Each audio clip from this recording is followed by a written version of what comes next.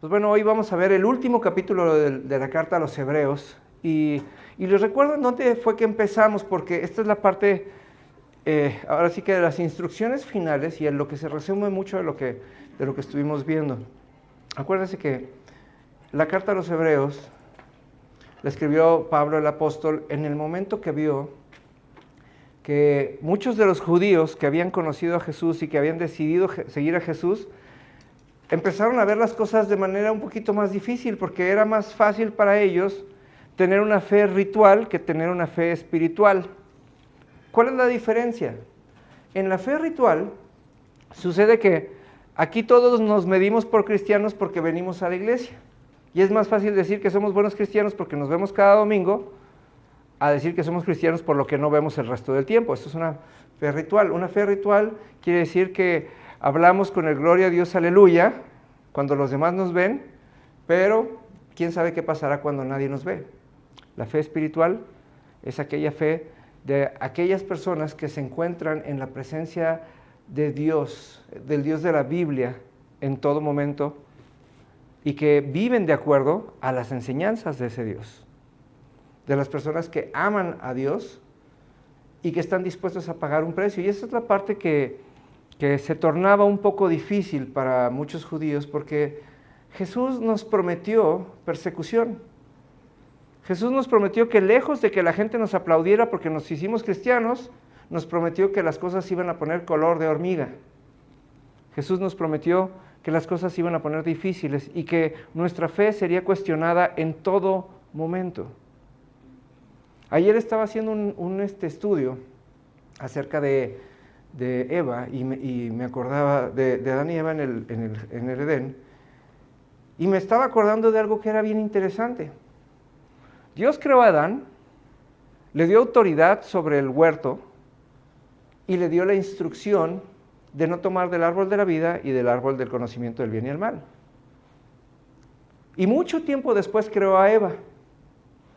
Y cuando la serpiente, Satanás, el diablo, el chanclas, o como quiera usted llamarle, decidió tentarlos, ¿a quién tentó? ¿A Adán o a Eva? A Eva. ¿Y sabe por qué tentó a Eva y no a Adán? Porque la diferencia radica que la instrucción de no tomar del árbol, Dios se la dio a Adán, no a Eva. Y Eva nunca había tenido un encuentro con Dios cara a cara como lo había tenido Adán. Ella la instrucción la conoció porque se la dijeron. Y muchas de las personas que el día de hoy caen, y muchas de las personas que el día de hoy fallan en la fe, fallan en su día a día con Dios, porque han decidido ser como Eva, han decidido de vivir y de sobrevivir de las cosas que otros les dicen, no del encuentro que hayan tenido cara a cara con Dios. Porque qué tan difícil hubiera sido para Eva, viviendo en el Edén, ir delante de Dios y preguntarle: Dios, estoy siendo tentada y quisiera tomar de este árbol, y recibir la instrucción de parte de Él. Y esas son de las cosas que luego pasan cuando vivimos nuestro día a día, pretendiendo que las prédicas del YouTube nos enseñen más que nuestra intimidad. Cuando pretendemos que lo que nos enseñan en las clases sea más de lo que aprendemos en nuestra intimidad y de nuestra propia lectura. Por eso soy tan insistente y por eso me da gusto que creo que hasta el día de hoy ahora sí ya no hay nadie que no esté comprometido a terminar de leer su Biblia hasta el 31 de diciembre, ¿verdad, Norma? ¿Cómo vamos? Pues apriétele, no le afloje, ¿no? ¿Cómo vamos, Sandra? ¿No? Porque el problema es ese. Las personas que fallan porque se han sentado y se han acomodado a que alguien más les cuente lo que Dios dijo. Y les aseguro, es tan fácil obedecer una vez que Dios vino y nos dijo algo y nos dejó claro algo y lo grabó en nuestro corazón. Eso es importantísimo. Es por eso que la oración es tan importante y por eso les digo, la oración y el pedir no son lo mismo, porque en la oración, cuando nos encontremos con Dios y cuando Dios nos deje claro un principio, ese principio va a regir nuestra manera de vivir. Adán nunca hubiera pecado y Adán nunca se hubiera dejado tentar por la serpiente. porque él conocía la voz de Dios y sabía no solamente la instrucción, sino conocía de dónde venía y sabía cuál era el propósito de la instrucción. Eva la conocía de a oídas. Por eso Pablo les habla a los judíos y les dice, entre los que sí conocieron cara a cara a Dios y los que les dijeron, no se regresen, déjenme les recuerdo con quién se encontraron y quién es el Dios vivo, porque acuérdense que Pablo era todo lo contrario. Pablo era aquel que se la sabía de cantadito, se sabía la Biblia de arriba abajo, pero nunca se había encontrado con Dios y le bastó un encuentro con Dios para transformar toda su manera de vivir. Nosotros, lamentablemente, cuando no tenemos el conocimiento de la intimidad de Dios, nos encontramos o dependemos de un Dios situacional, un Dios que depende de las situaciones y de nuestro ánimo. Pero cuando dejamos que Dios entre, le aseguro que cuando Dios entra en nuestra intimidad, cuando nosotros entramos a su presencia y Él habla a nosotros, nos marca de una manera que puede ser capaz de que jamás volvamos a cometer algo malo. Yo le puedo decir, y tengo un testimonio que hace muchos años que no contaba, que es el día que yo dejé de fumar. Yo fumaba 30 cigarros diarios y los contaba. Entonces todos los días yo compraba las cajas de cigarros y me fumaba 30 cigarros diarios. Y yo nunca le pedí a Dios dejar de fumar, pero un día fui a la intimidad con Dios. Y Dios me empezó a hablar de cosas completamente diferentes a las que yo le estaba hablando. Y Dios me dice, ¿por qué no dejas de fumar? Y le dije, la verdad es que nunca lo había pensado y la verdad es que no quiero. Y me dijo, ¿y si yo te lo digo, dejarías de fumar? Le dije, sí, pero no tengo idea de cómo. Me dijo, no, tú no te preocupes por el cómo, tú nomás di qué quieres. Me dijo, órale, estaba yo sentado en la sala de mi casa en la ciudad de Guanajuato. Y me dijo, ¿sabes cuántos cigarros tienes? Le dije, yo sé que hay una cajetilla en la mesa de mi sala, en donde queda un cigarro. Me dijo, ¿qué te parece si tú y yo dejamos ese cigarro como señal de lo que yo acabo de hacer en ti? Y le dije, órale. Me dijo, la condición es que nunca lo toques, que nunca abras la cajetilla. Y le dije, ok. Cuando abrí los ojos y cuando me entendí en el lugar en el que estaba, me di cuenta que Dios había depositado en mí una capacidad diferente, que Dios había depositado en mí algo que nunca antes había tenido. Y desde el 5 de enero del 2002 hasta el día de hoy, no he tocado físicamente un cigarro. Pasé de fumar 30 cigarros a fumar 0. Pasé de pensar que tenía que fumar a soñar que fumaba. Me acuerdo que soñaba que fumaba. Y en mis sueños me daba culpa y luego despertaba y decía, qué bueno que fue un sueño. Y luego de repente me daba cuenta que la boca me sabía cigarro. Y decía, es que la mente es bien poderosa, pero fue bien interesante porque me di cuenta que ya nada más fumaba en mis sueños. Nunca me vi tentado, sí tenía ganas, o sea, no le voy a decir, y esta es la diferencia, ganas el día de hoy todavía me dan, pero nunca me vi tentado, porque dice la Biblia, y esta es una promesa, dice, resiste al diablo y éste huirá de delante de ti. ¿Sí? Yo le puedo decir, hay días en los que uno come que dice, oye, esto no se endereza más que con un cigarro. ¿Sí? Sí se me antoja, pero no soy tentado, nunca me he visto nunca he permitido que llegue al punto en donde yo sintiera necesidad de consumirlo. ¿Por qué? Porque la voz de Dios, ese recuerdo vivo del Dios vivo, quien depositó una capacidad en mí, es más fuerte. ¿Sí? El encuentro del Dios vivo deja una huella tan grande que es más fuerte que la tentación. Por eso el diablo supo que nunca se podría haber parado frente a Adán, porque Adán tenía la huella del Dios vivo que Eva no tenía. Cuando Adán tomó del fruto, lo hizo por amor a Eva y lo hizo por amor a Dios, porque Dios le había encomendado cuidar de la vida de Eva. Adán no fue tentado, Adán pecó por ser independiente de Dios y tomar una decisión sin Dios, eso sí, pero no porque fuera tentado en ser igual que Dios. Y aunque pareciera que no, esto tiene mucho que ver con el tema de hoy. Y le voy a pedir, acompáñeme por favor al capítulo 13 del libro de Hebreos, en el versículo 1. Me dice, ¿ya estoy aquí cuando esté ahí? ¿Sí? Andan muy picudos, muy filosos.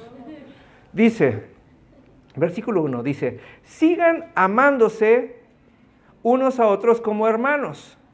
No se olviden de brindar hospitalidad a los desconocidos, porque algunos que lo han hecho han hospedado ángeles sin darse cuenta. Acuérdense de aquellos que están en prisión, como si ustedes mismos estuvieran ahí. Acuérdense también de los que son maltratados, como si ustedes mismos sintieran en carne propia el dolor de ellos. Honren el matrimonio y los casados manténganse fieles el uno al otro. Con toda seguridad, Dios juzgará a los que cometen inmoralidades sexuales y a los que cometen adulterio. No amen el dinero, estén contentos con lo que tienen, pues Dios ha dicho, nunca te fallaré, jamás te abandonaré. Y me voy a detener aquí. Fíjense nada más. Una de las cosas que pasan es que cuando nosotros vivimos bajo la ley de la Biblia antigua, cuando nosotros vivimos bajo la ley de Moisés, todo el tiempo lo que está en nuestro enfoque es el pecado. Y todo el tiempo lo que estoy tratando de hacer es dejar de pecar. Y de eso así vivo. Vivo tratando de dejar de pecar. Pero el objeto principal de mi mente y de mi corazón, ¿sabe cuál es? El pecado. En la ley de Cristo, dice, no, tú ya dejaste de ser parte del pecado y lejos de dejar de pecar, ahora vas a empezar a hacer. Porque yo me acuerdo cuando yo estaba tratando de dejar de fumar, yo decía, ¿y qué voy a hacer con los dedos? Pues si todo el tiempo tenía un cigarro entre los dedos. ¿Sí? Tenía hasta callito y amarillito y me enorgullecía de que tenía amarillito entre los dedos. Y yo decía, ¿y ahora qué voy a hacer con los dedos? Ahora le está diciendo Jesús, espérame tantito. Ya eres de Cristo, ya tuviste un encuentro con Él que dejó marcado en tu corazón que no tienes una necesidad de pecar. Ahora te voy a decir qué hacer. Tienes que amar a las personas. Ahora voy a poner delante de ti necesidad. ¿A quiénes qué vas a hacer? Vas a ser una persona hospitalaria. ¿Y sabe por qué hospitalario? Fíjense nada más qué interesante es esto. La ley de Moisés nos enseñaba que aquel que hospedaba a una persona en su casa era responsable de su vida. Quiere decir, cualquiera que entre a tu casa a tomar agua, de visita, a entregar un paquete, a quedarse a dormir, tú eres responsable de su vida a partir del momento que pone un pie en casa. El mejor ejemplo lo tenemos en el relato de la vida de Lot. Lot recibe a los ángeles y llega la gente de Sodoma y Gomorra y les dice, danos a los hombres que entraron a tu casa para que tengamos relaciones con ellos. Y él dijo, yo soy responsable de su vida. Y dijo, no les puedo entregar a los hombres que entraron a mi casa, pero les entrego a mis hijas, porque ellas sí me pertenecen. Y tengan relaciones con mis hijas y no con las personas que entraron. Y aquí está diciendo, ahora en vez de que estés pensando en dejar de pecar, ahora en vez de que dejes de estar pensando en que quieres hablar con malas palabras, ahora tienes la capacidad de bendecir a cualquier persona que entre a tu casa. Y ahora tienes la capacidad, ahora sí, ¿no? Yo me acuerdo, y esto es algo que me pasó y lo entendí muy bien. Hace algunos años me tocó viajar con mi familia a Europa y como éramos un montón, pues no nos hospedamos en hoteles, sino descubrimos esta página en donde uno puede rentar desde un sillón hasta un departamento entero. Y rentábamos un departamento en cada ciudad donde íbamos y era muy cómodo porque era con internet, con cocineta, con lavadora y pues imagínense viajando con un montón de mujeres, pues eso era una maravilla. Cuando yo regresé a mi casa, en aquel entonces, el Señor me habló de este espíritu de hospitalidad y entonces un cuarto que yo tenía vacío lo dispuse para hacer una recámara de visitas y rentarla. Y cuando empecé a leer qué era lo que pasaba, me di cuenta que mucha gente lo que hacía es que ponía sus sábanas viejas en la cama que rentaba, porque se las rentaba a desconocidos, y ponía la cama que no usaba, ¿no? Y ahora sí que las cositas que uno no usa, pues las ponía ahí. Pero cuando empecé a ver que venía más gente, y cuando empecé a darme cuenta que era negocio, me di cuenta que, y siendo yo hotelero, ¿sí? Me di cuenta que lo estaba haciendo al revés, porque dije, la persona que entra a mi casa es la persona más importante. Yo tengo que velar por la vida de cada persona que llega a mi casa. Entonces un día que puse el mejor colchón que tengo en la recámara que rento. Cambié mis sábanas y pongo sábanas blancas de hotelero, con duvet, con colcha, con todo. Y la mejor recámara de mi casa es en la recámara en la que se reciben visitas. La segunda mejor recámara de mi casa es en donde duerme Isaac, porque Isaac también es huésped en mi casa y también soy responsable de su vida. Él luego me ve con cara de, ¿y este qué? Pero yo siempre le estoy diciendo, ¿dónde estás? ¿Qué comiste? ¿Ya comiste? ¿Sí? Me la vivo. Él no se da cuenta, ahora que vivimos en la nueva casa, él no se da cuenta que yo pongo mi mano sobre su puerta y estoy orando todo el tiempo por él. ¿Sí? Ya tengo y sin parirlo. ¿No? Pero entiendo que aunque él tiene sus papás y es un joven maduro, yo entiendo que yo soy responsable de su vida, porque Dios me dio la oportunidad de cuidarlo, de manifestar al Cristo vivo en él. Por eso también me sentía muy honrado el día que las señoras se pusieron a ayudarme a mudarme, porque dije, wow, estas personas están siendo hospitalarias, están cuidando a alguien más como si fuera su propia casa, porque se pasaron todo un día. A Sandra hasta se le descompuso su camioneta y no perdió el ánimo y regresó a dar vueltas a cambiar cosas de mi casa y decía, esta es la actitud del Cristo vivo. Las que se están mudando, las que me están ayudando a mudarme como si estuvieran mudando ellas, porque tenían más ánimo ellas que yo. ¿Sí? ¿Sí? Ya terminamos, René. ¿Sí? La otra es, siempre vamos a encontrar una persona con más necesidad que nosotros. Primero hospitalario, número 2 dice, habla de las personas que son prisioneras. Y estamos hablando de los dos términos, desde la gente que está en la cárcel, ¿sí? Porque la gente que está en la cárcel no es otro tipo de gente más que la persona que está viviendo las consecuencias de su pecado. Y hay personas que viven la consecuencia de su pecado dentro y fuera de la cárcel.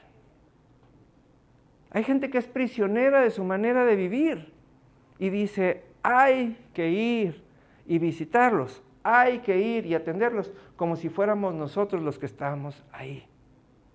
Eso es importantísimo, eso es vital, porque fíjese cómo Dios dice primero, habla de ser hospitalarios, luego habla de los que están en la cárcel y luego habla de los que están maltratados y luego, ¿no?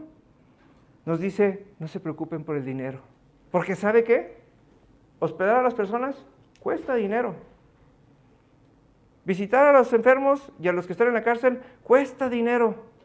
Cuidar a los que están maltratados cuesta dinero. Gloria a Dios que cuesta dinero. Y dice, ustedes no se preocupen, porque yo les dije que nunca nada les faltará. Yo el otro día tuve que hacer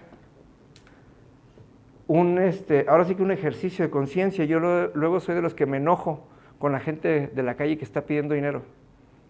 La verdad es que me enojo. No me gusta. Tengo un problema personal con ellos.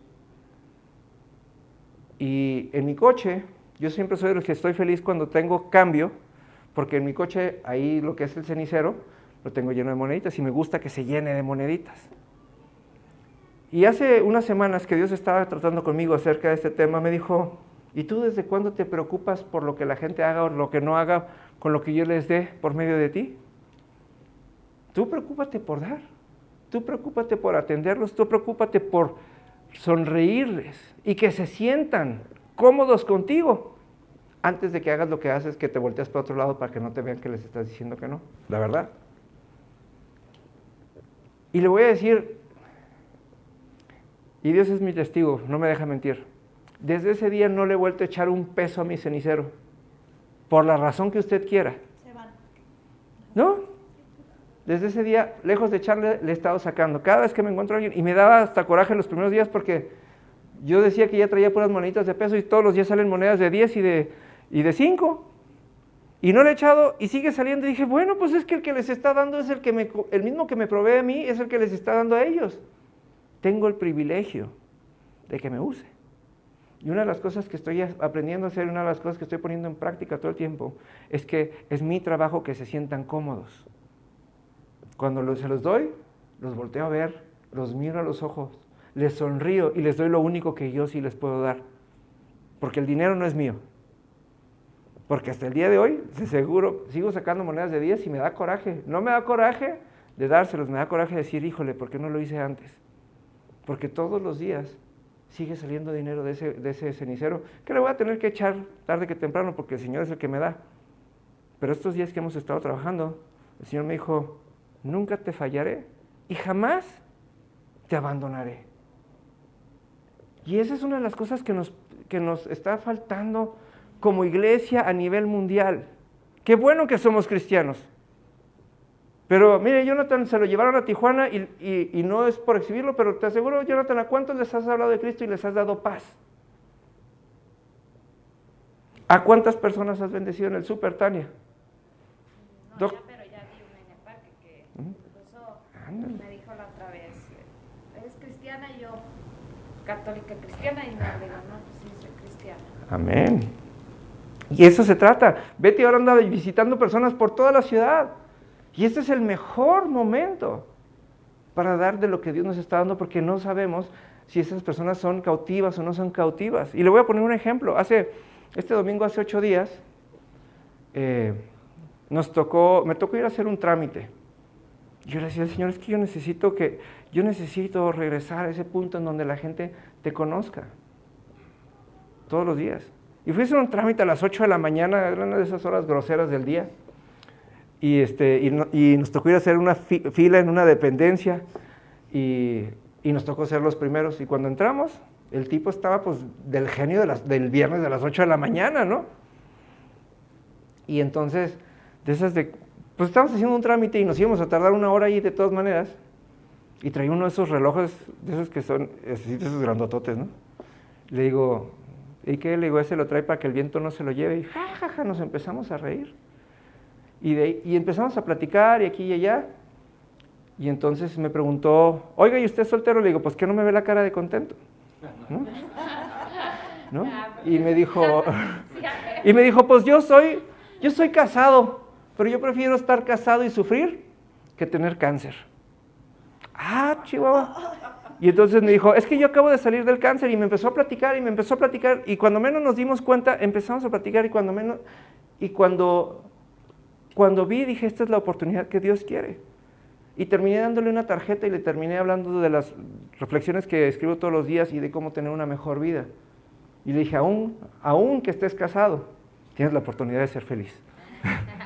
Le dije, lo único que te falta es Cristo, ¿no?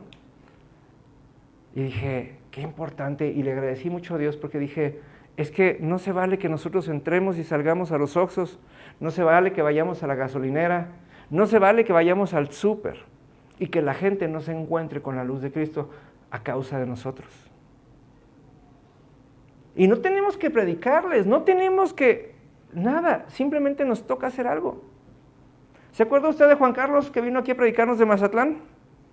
Esta semana vino Juan Carlos y yo no había terminado de entender exactamente cómo funcionaba esto que está haciendo Biblias para México.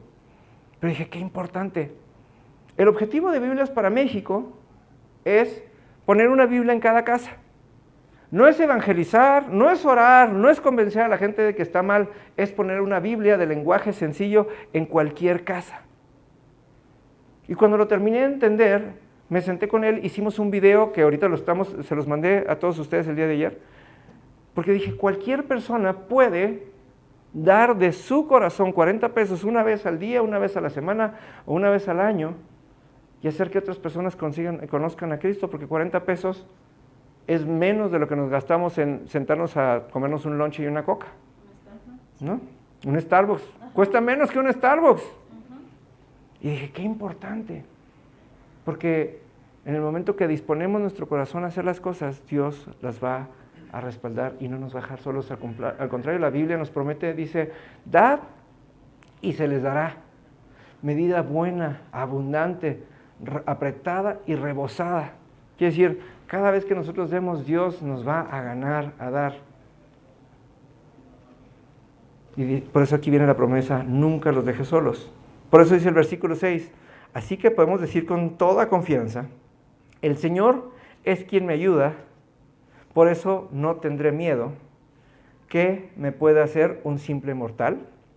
Acuérdense los líderes que les enseñaron la palabra de Dios. Piensen en todo lo bueno que haya resultado de su vida y sigan el ejemplo de su fe. Jesucristo es el mismo ayer, hoy y siempre. Así que no se dejen cautivar por ideas nuevas y extrañas.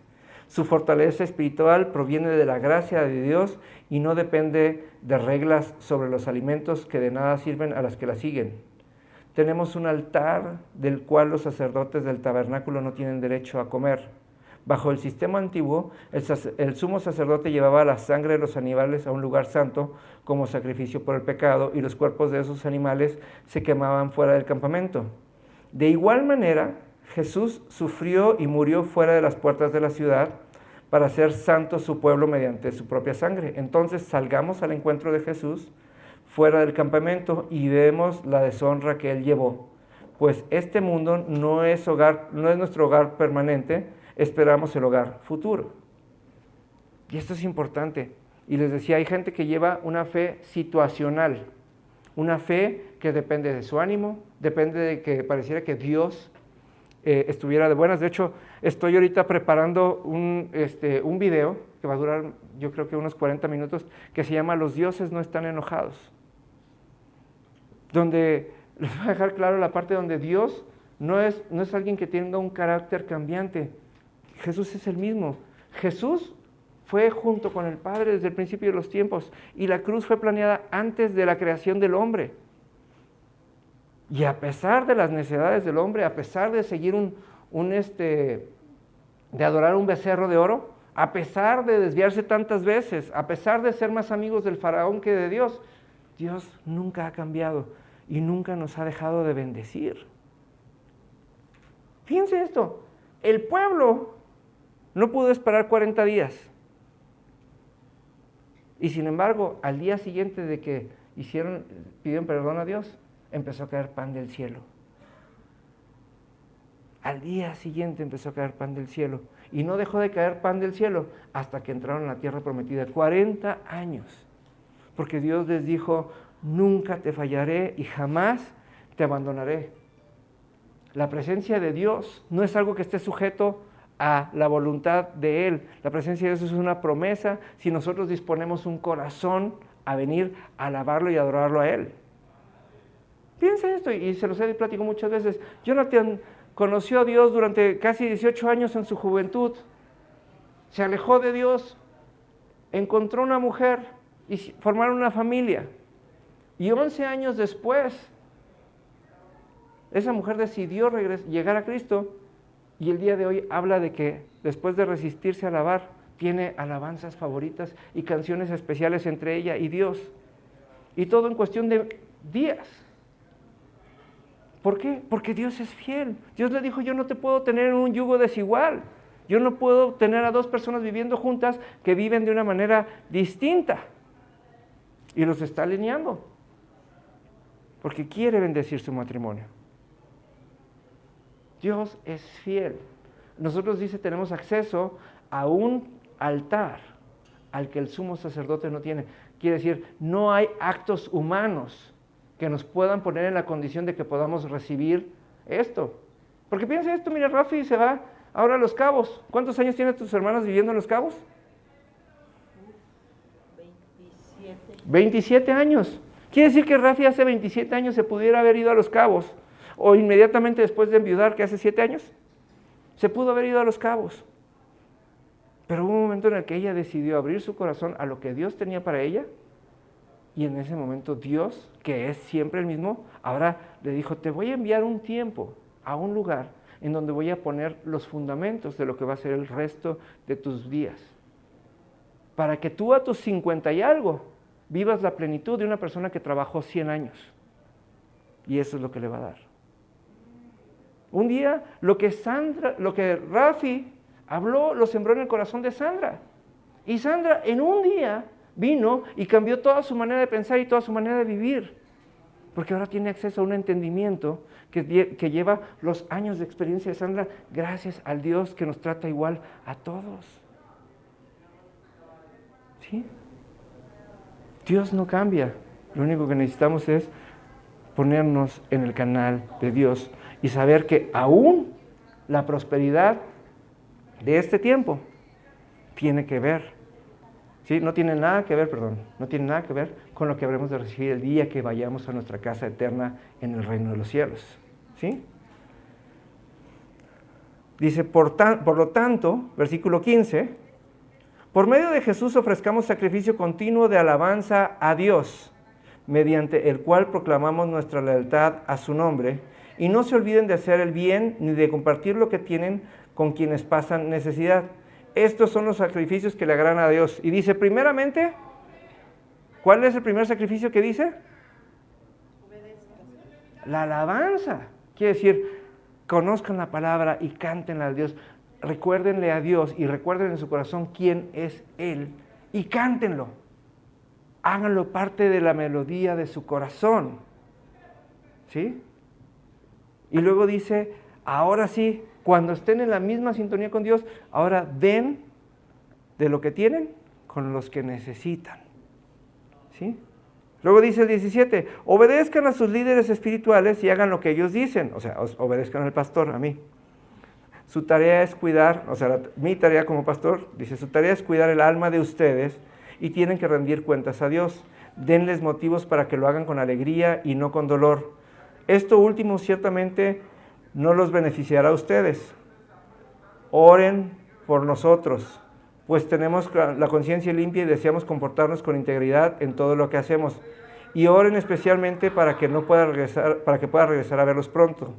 Y ahora, que el Dios de paz, quien levantó de los muertos a nuestro Señor Jesús, el gran pastor de ovejas, y que ratificó su pacto eterno con nosotros con su sangre, los capacite con todo lo que necesiten para hacer su voluntad. Que produzcan ustedes, mediante el poder de Jesucristo, todo lo bueno que a Él le agrada.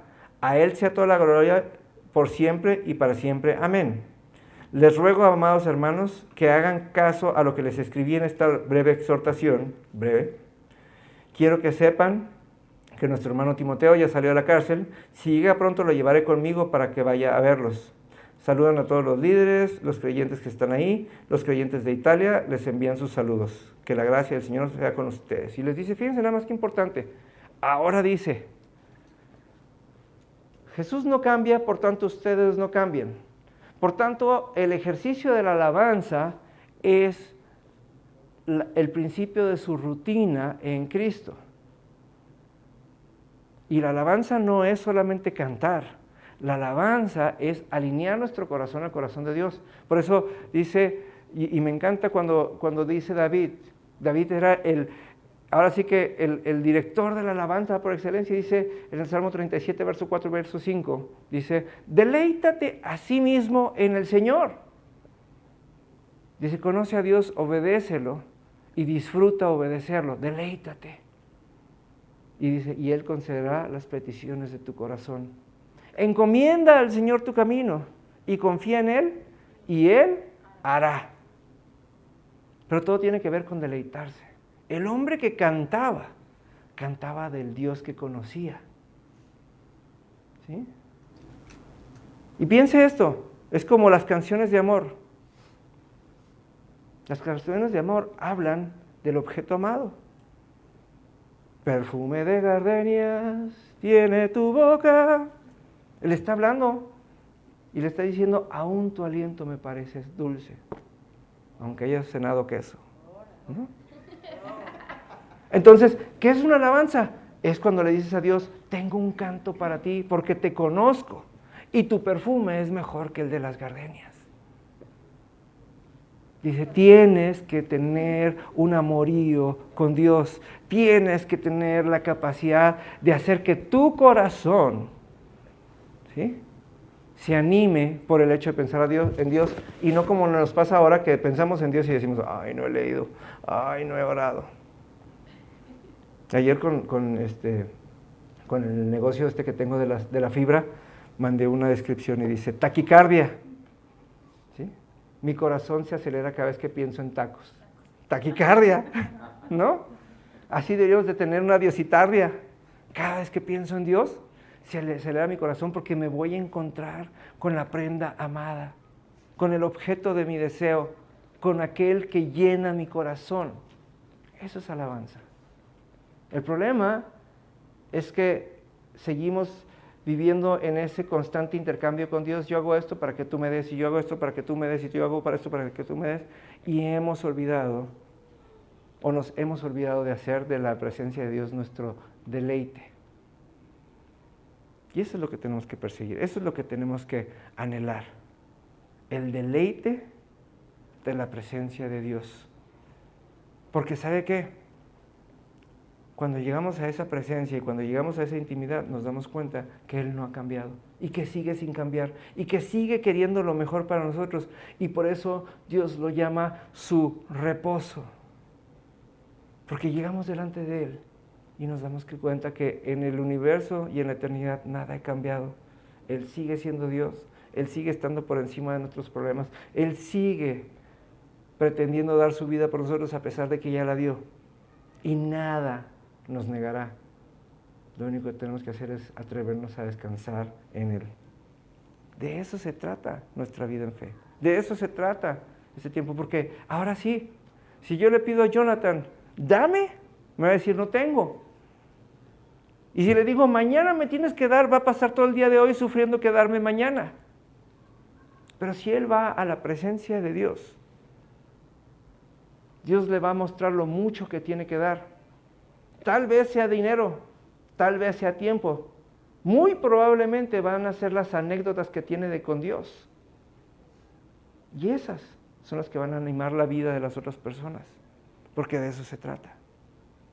Pablo, ¿sí?, conocía la ley y se emocionaba cuando tenía que ir a predicar a otros lados porque decía, todo esto que conozco la ley, en un día Cristo me lo quitó, porque ahora ya no tengo que cumplir con la ley era difícil, era imposible de cumplir. Ahora tengo mi descanso, en que nada más tengo que cerrar mis ojos y alinear mi corazón con el de Dios para poder estar en la misma sintonía que Él y en la misma capacidad de Él de dar. Y eso tiene que ser muy emocionante. Por eso nos es tan necesario empezar la Biblia por el Antiguo Testamento, para que veamos lo imposible que es agradar a Dios por nuestras propias fuerzas. Y que cuando conozcamos a Jesús, podamos descansar y decir, wow, qué increíble que una sola decisión lo cambió todo y me puso en la condición de simplemente seguir adelante. ¿Amén? Vamos a ponernos de pie, por favor.